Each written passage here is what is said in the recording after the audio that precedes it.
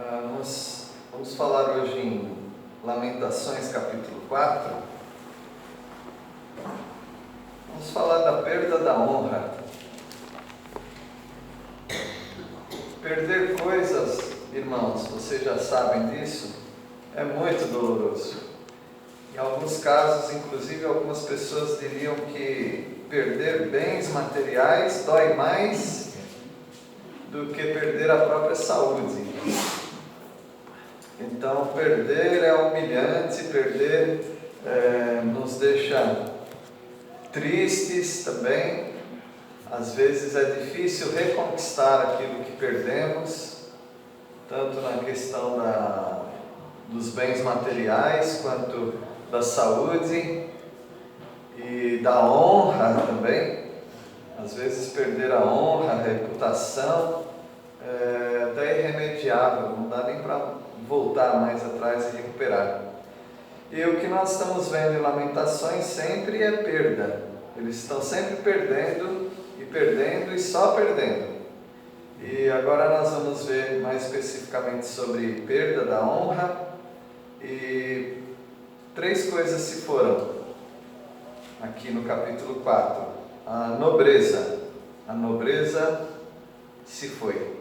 Não importa se o sujeito era príncipe, filho de rei, filho de príncipe, se era uma pessoa importante na sociedade, tudo isso aí já era, se foi. A decência se foi também. E a segurança se foi. Eles perderam 3 coisas importantes, né? Primeiro foi a nobreza, depois a decência e finalmente eles perdem a segurança. Vamos ver então o que é perder a nobreza. Talvez nós que somos de estirpe comum, né? Estirpe é nascimento, né? Nós somos de nascimento comum, pelo menos eu sou, né? Nós não sentimos tanto quanto algumas pessoas sentiram. Então veja que ali tinha pessoas muito importantes, nobres. Interessante que alguns nobres eles ganharam uma posição no reino lá da Babilônia, no império, né, da Babilônia. E eles ganharam essa posição por misericórdia de Deus, mas evidentemente porque eles também já eram da nobreza, e uma pessoa da nobreza não precisa ensinar certas coisas. Uma pessoa que já está na nobreza, ele sabe como se comportar diante dos nobres. Então, quando eles, nessas 3 levas de cativeiro, né? Na primeira leva já tinha pessoas nobres, e eles aproveitaram esses nobres para só adaptar a cultura dos babilônios, e eles já inseriram esses nobres em algumas atividades nobres também. Mas, quando a gente fala isso, a gente não tem muitos dados, né, disso, ou muitos exemplos, mas nós temos alguns exemplos que são muito importantes. E quem que vem na sua mente logo de cara? Ananias, Misael, Azarias. Isso, os amigos de Daniel, o Abdinego.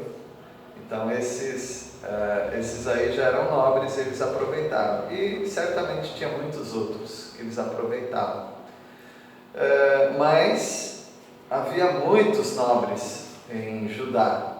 E a nobreza, naquele primeiro momento, pelo menos, todos eles perderam a sua nobreza. Vamos ver o versículo 1. Vou pedir para a Aidene ler. Como se escureceu o ouro, como se mudou o ouro refinado, como estão espalhadas as pedras do santuário pelas esquinas de todas as ruas? No versículo 1 ele fala do ouro literal mesmo, e no versículo 2 ele vai falar do ouro como os nobres. Os nobres são como ouro, são pedras preciosas numa sociedade. Então no versículo 1, o ouro se escureceu. Como é que o ouro se escureceria? É porque houve ali uma invasão, queimaram, destruíram, e o ouro do templo virou entulho, junto com aqueles tijolos, muita coisa queimada, o ouro misturado com fuligem, e está tudo ali espalhado. As pedras do santuário estão nas esquinas de todas as ruas, ou seja, a nobreza daquele templo foi perdida.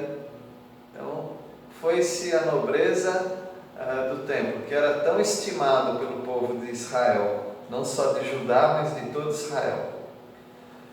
Versículo 2, outro ouro que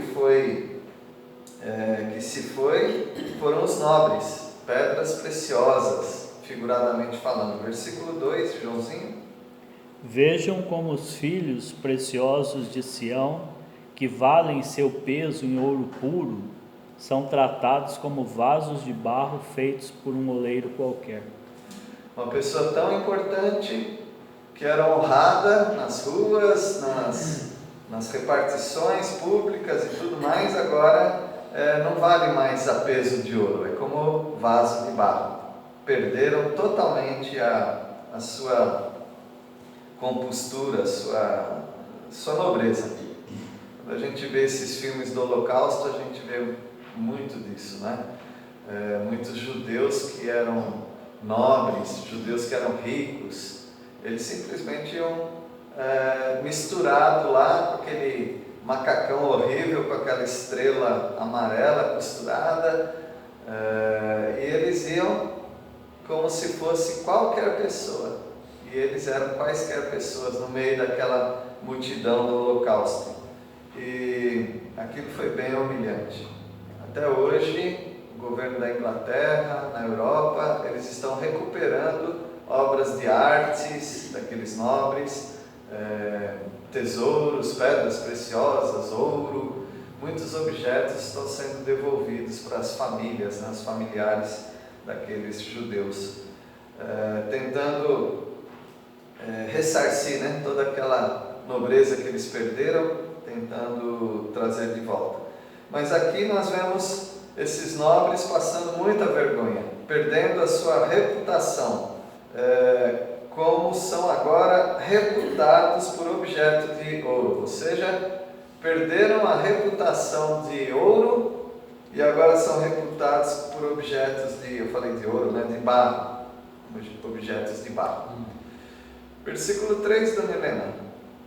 Até os chacais abaixo ao peito dão de mamar aos seus filhos, mas a filha do meu povo tornou-se cruel como os avestruzes no deserto.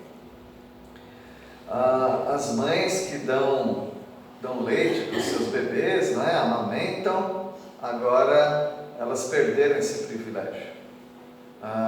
Algumas talvez nem saibam onde estão seus filhos, alguns bebês morreram. Naquele momento eles passaram muita fome durante 1 ano e meio também. Pessoas começaram inclusive a comer seus próprios filhos. E aqui está comparando, falando de 2 animais do deserto. Os chacais, chacal é tipo um cachorro do deserto, né? Os chacais, até as fêmeas dos chacais dão de mamar para os filhotinhos. Mas o povo de Judá está igual a um outro animal, que é o avestruz. E aí eu tive que pesquisar um pouquinho do avestruz para ver o que acontece com o avestruz, que parece que a Bíblia está falando mal do avestruz, né? E com toda razão, o avestruz ganha essa reputação ruim de ser cruel, porque o avestruz, diz aí no mundo animal, né? As pesquisas é que avestruz não é mamífero, né? Ele bota ovos. E a fêmea bota os ovos na areia e ela não toma o mínimo cuidado. Ela pisa os ovos, ela quebra os ovos, e os avestruzes que conseguem sobreviver, ela também abandona. Então a avestruz, olha, não é um bicho confiável para, se não cuida nem dos filhotes, não vai cuidar de você. Então a a filha do meu povo, ou seja, Judá, se tornou cruel como os avestruzes no deserto. Sabe o que isso significa na prática? É que algumas mães, na hora do vamos ver, elas queriam salvar sua própria vida e abandonaram inclusive os filhos. Isso acontece também, né? Nós reputamos as mães como pessoas assim, santas, nobres, mas na hora da angústia, pode ser que alguma mãe abandone seu filho para trás e queira inclusive salvar sua própria vida e deixar o filho morrendo. Assim se tornou Judá. Então, meus irmãos, não dá nem para condenar a atitude dessas pessoas. Elas estão em grande sofrimento. Elas perderam a honra e a nobreza se foi. Agora ninguém mais é educadinho com ninguém. Versículo 4. Seu Dionísio, pode ver. A língua da criança que mama fica pegada pela sede ao céu da boca. Os meninos pedem pão e ninguém há que lhe dê. Virou uma terra de ninguém, uma terra de fome. E os bebezinhos de peito estão morrendo, as criancinhas pedem pão e as mães vão esquecendo das crianças e não tem mesmo para dar. Pode ser que tenha alguma crueldade de tem pão, mas a mãe ou o pai comem e deixa a criança morrer. Pode ser que isso aconteça. Eu não duvido nada, porque se uma mãe chega ao ponto de comer seu próprio bebê, ela pode fazer isso com os outros filhos também. Perderam a nobreza, perderam aquela polidez toda. Versículo 5. Pode ler, João Marcos? Os que antes comiam as comidas mais finas, agora morrem de fome nas ruas. Os que antes vestiam roupas da melhor qualidade, agora reviram os montes de lixo. Você vê um monte de gente maltrapilha, você não olharia mais aquelas pessoas e falaria, é um nobre, isso aqui era um príncipe, isso aqui era um magistrado, um juiz, uma pessoa grande na sociedade. Não, é uma pessoa como todas as outras, passando fome. Antes se banqueteava, mas agora está aí na rua. Antes estava no meio, na minha versão diz, se criaram entre escarlata, ou seja, aqueles tecidos finos, né? Poderíamos falar hoje seda, e agora hoje eles estão no meio dos monturos, no meio dos tijolos quebrados, e uma situação bem triste para todo mundo. Por que Deus deixa a gente ler um retrato desse? Por que Deus deixou registrado isso para nós? É para sempre lembrarmos que toda essa situação foi causada pelo pecado. O pecado causou tudo isso. E se você não é uma pessoa nobre, de família nobre, isso não faz diferença nenhuma. O pecado, ele te joga no chão, moralmente falando, qualquer pessoa, inclusive nós que somos nobres, porque nós somos da igreja, né? Quem é da igreja é nobre. Então nós temos um banquete aqui na igreja, nós temos finas iguarias, mas você pode perder tudo isso. Você pode perder sua reputação, você pode perder todo esse banquete e você ficar numa pior, espiritualmente falando, moralmente falando. E para não acontecer isso, nós precisamos voltar à história e relembrar como é que eles chegaram a esse ponto. É porque eles rejeitaram a Deus e a sua palavra. Versículo 6 agora, Tânia, pode ler? É maior a maldade da filha do meu povo do que o pecado de Sodoma, que foi subvertida como num momento, sem emprego de mãos nenhuma. Você pode ver que a maldade da nação de Judá, ela é maior do que Sodoma. Agora, quando você pensa em pecado e perversidade, parece que nada é pior do que Sodoma e Gomorra. Mas o Senhor Jesus já falou que o pecado de Cafarnaum, por exemplo, é maior do que Sodoma, porque eles têm muita luz da palavra de Deus e eles rejeitaram. E o sofrimento de Sodoma foi muito, mas muito menor do que está sendo de Israel. Pelo menos aqui em vida, né? Claro que tem a eternidade, isso é outra coisa, mas quando Deus destruiu Sodoma e Gomorra, vocês acham que os habitantes de Sodoma e Gomorra ficaram vários dias gemendo, vários dias sofrendo? Foi assim? Não. Caiu saraiva, né, de fogo, e exterminou aquelas 4 cidades. Deus exterminou. Agora, Deus está fazendo o povo aqui de Judá sofrer muito. Eu acho que muitos deles aqui estavam pedindo a morte, inclusive. Mas a morte não vinha, não chegava. E Sodoma foi num momento, sem emprego de mãos nenhuma. Veio diretamente do céu. Agora, Judá não. Tem emprego de mãos. Os caldeus estão indo ali. Eles estão sofrendo por 1 ano e meio.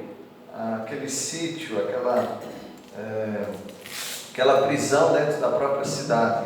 Agora eles estão sendo levados para a Babilônia. Muito sofrimento que eles estão passando. Versículo 7 agora, dona Zenita. Os seus príncipes eram mais alvos do que a neve, mais brancos do que o leite, eram mais ruivos do que o couro, do que os corais, e tinha a formosura da safira. Esse versículo não está falando da cor da pele, tá bom? Alguns pensam que fala da cor da pele. Primeiro que o judeu, ele nunca foi dessa cor que a Bíblia está falando aqui. O judeu nunca foi clarinho. A cor do judeu sempre foi como o árabe moderno. O árabe moderno a gente fala cor de jambo, né? É moreno. Os judeus sempre foram morenos. O judeu só passou a ser claro de uns anos para cá, quando ele teve uma mistura com os europeus. Então tem muito judeu hoje que é claro, mas os judeus eles eram morenos. Quando a Bíblia diz aqui que eles eram mais alvos do que a neve, nós estamos falando de ser nobre, não é a cor da pele. Eles eram pessoas puras como o leite, né? Eles eram como corais, ruivos, vermelhos, no sentido de nobreza, mas não no sentido de cor da pele deles, né? Eles tinham a formosura daquela pedra semi-preciosa ou preciosa, né? A safira. Então é mostrando a nobreza deles. Agora, quando você vê essas pessoas, independente da cor da pele, a coisa mais comum de você ver em período de guerra é gente preta.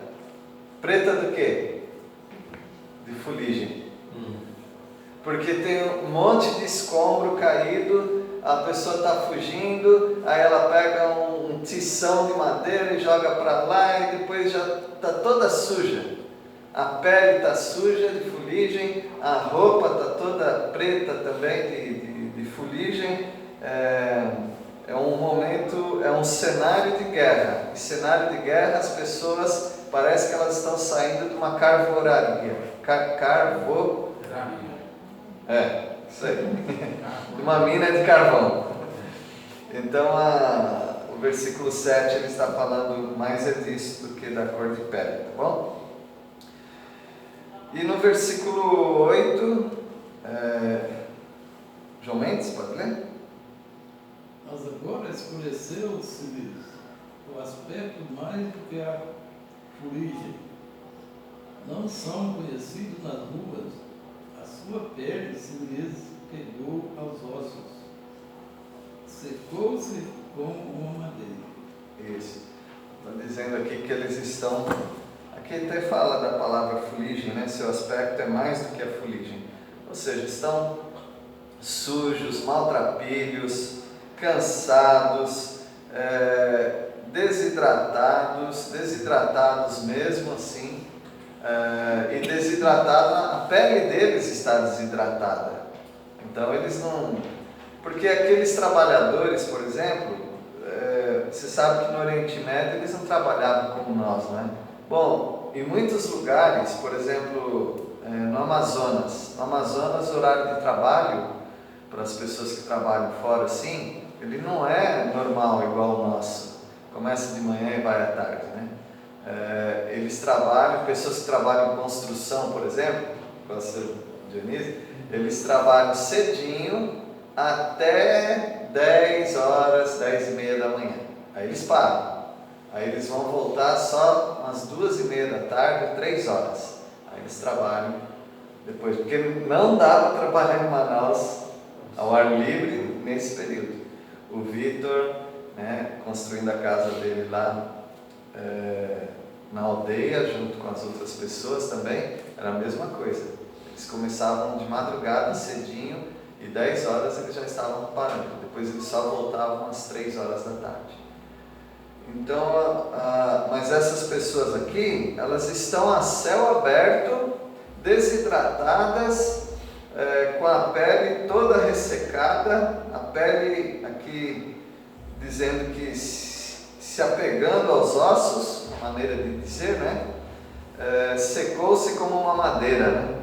A pele deles está seca, dura. Então é isso, a nobreza se foi. Tudo que era tão bonito, né? Naqueles palácios, agora se foi. E eu quero encerrar só fazendo uma comparação, um contraste até desses primeiros 8 versículos com o Salmo 18. Alguém pode ler o Salmo 18, versículo 1? Lá está dizendo que Deus é tudo aquilo que eles perderam agora. Deus é cidadela, rocha, refúgio, escudo. O Senhor é minha rocha, minha fortaleza e meu libertador. Meu Deus é meu rochedo em quem encontro proteção. Ele é meu escudo, o poder que me salva e meu lugar seguro. Tem um contraste aqui, uma comparação que a gente faz nesse Salmo 18. Tudo que Deus é para nós é tudo que eles perderam naquela cidade. Figuradamente, Deus é tudo isso e literalmente eles perderam tudo isso. Por exemplo, Deus é a cidadela, a cidade forte. Eles estão perdendo a cidade deles. Deus é rocha. Eles estão perdendo a rocha deles, que é um monte, né? O Monte Sião. Eles estão perdendo. Eu levo os meus olhos para os montes, de onde me virá o socorro. Então eles estão perdendo aquela montanha, aquela rocha. Deus é o refúgio. Eles estão perdendo o refúgio deles, que é o templo. O templo sempre foi um refúgio para eles. Deus é escudo. Eles estão perdendo o escudo de Davi. Isso é importante mencionar, porque Davi, nas suas guerras, inclusive a espada de Golias, com a qual Davi decapitou o gigante, né, o Golias, foi pendurado lá na parede, no templo. Os escudos deles foram pendurados ali. Quando os babilônios chegaram, eles levaram isso. Inclusive a palavra de Deus menciona quando eles saem que esses escudos são levados. Então eles estão perdendo o escudo. Deus é escudo, figuradamente falando, e eles perderam o escudo literalmente. Perderam mesmo aquele instrumento. Lá também fala que Deus é o baluarte. Baluarte é coluna. Eles estão perdendo os muros deles, porque os muros foram derrubados. Então eles perderam aquela coluna. E ainda no Salmo 18, no versículo 7, tem uma comparação. Nós vimos aí que os príncipes agora estão pretos, né? Eu falei pretos de fuligem. Salmo 18, versículo 7, alguém pode ler?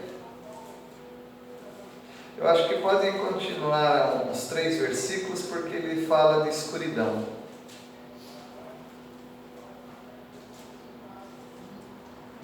Salmo 18, 7.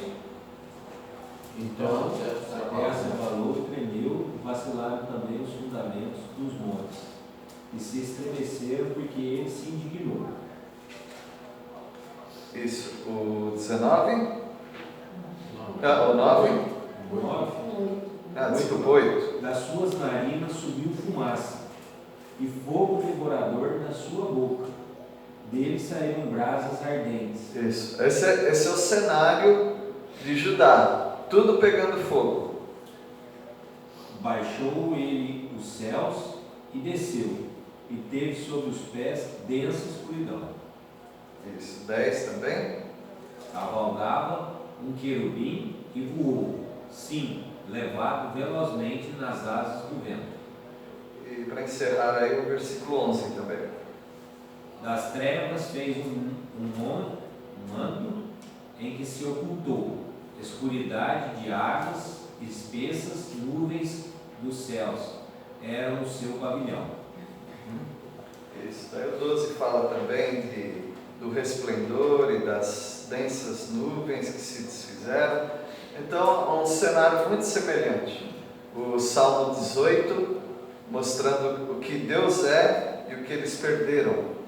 E ainda no Salmo 18, mostrando as nuvens, as trevas, e é o que baixou ali sobre eles também, as trevas, e literalmente também, porque eles ficaram pretos de fuligem e enfrentaram toda aquela escuridão. Então eles perderam a honra e perderam os seus nobres também. Os nobres perderam toda a reputação e honra. É um texto triste, como tem que ser, né? Lamentações. Isso nos faz refletir naquilo que nós podemos perder também. Você nunca vai perder sua salvação, mas você tem que tomar cuidado, porque Satanás quer que você perca muitas coisas que você pode perder. Você pode perder a alegria, você pode perder o contentamento, você pode perder o zelo, você pode perder o bom testemunho. E você pode perder também a comunhão com os irmãos. Tem várias coisas que nós podemos perder e isso não é bom para nenhum de nós, né? Então vamos buscar o Senhor para Ele nos manter nessa nobreza que nós temos, que é a nossa posição em Cristo Jesus junto com os irmãos. Vamos orar. Senhor, nós agradecemos pela Tua palavra que nos adverte sobre perdas de pessoas que pensavam que jamais perderiam sua posição, elas perderam e foram humilhadas. Agradecemos porque no Senhor nós temos um escudo, um baluarte, coluna firme, nós temos a rocha e toda a proteção que precisamos. E agradecemos por isso. Agradecemos também pelos irmãos que são o nosso refúgio também. Pedimos que essa comunhão aqui na igreja continue sempre e que tenhamos sempre a alegria de servir ao Senhor. Livra-nos, ó Pai, do pecado e daquilo que pode nos desviar e nos afastar dessa bênção que nós temos. Nós pedimos as Tuas misericórdias em Cristo Jesus. Amém. Amém.